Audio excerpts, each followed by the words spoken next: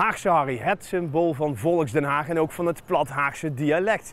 Maar vandaag gaan we eens kijken of ze ook een woordje Maastrichts spreken in de Hofstad. Kuus. Tuut, hin, kuus, por. Kusje. Kusje. Uit welke stad? Kuus, Por, Knoep. Slaat me dood, joh. Nou, ik denk dat ze naar het fenomeen toon toe wil. Dus het feit dat het Limburgs een toontaal is. Maar het Limburgs zet eigenlijk nog een derde trucje om woorden van elkaar te laten verschillen. En dat zijn die lexicale tonen. En het komt er eigenlijk op neer dat ze door een woord met een andere melodie uit te spreken, dat het een andere betekenis krijgt. Als ik zeg een bijn, twee bijn.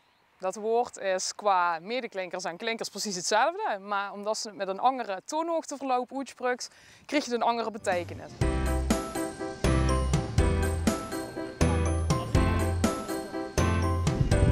Ik denk Fries, denk ik.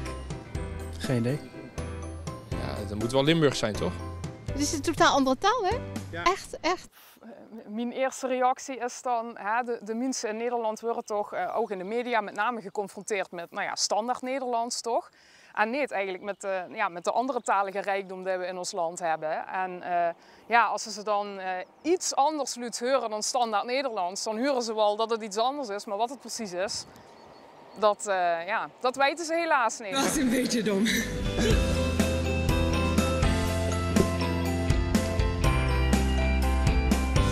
Jeetje, man. Lodge. Schorkel. Schochel. Schochel.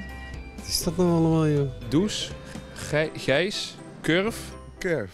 Het is zelfs ook aangetoond dat kinderen die met Nederlands en Limburgs tegelijk opgroeien, dat die met betrekking tot woordenschat, bepaalde grammaticale onderdelen van het Nederlands, dat ze het zelfs ook beter doen dan kinderen die alleen maar met het Nederlands opgroeien. Het Limburgs heeft een ontiegelijke talige rijkdom überhaupt binnen zich ook weer.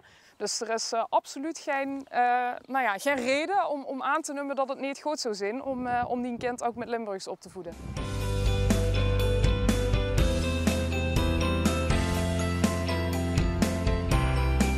Kraoke, Kenke, Seiboer. Ja, misschien Maastricht. Boogie? Die ken ik niet. Bougie. Bougie. Ja, ik kom zelf uit Noord-Limburg.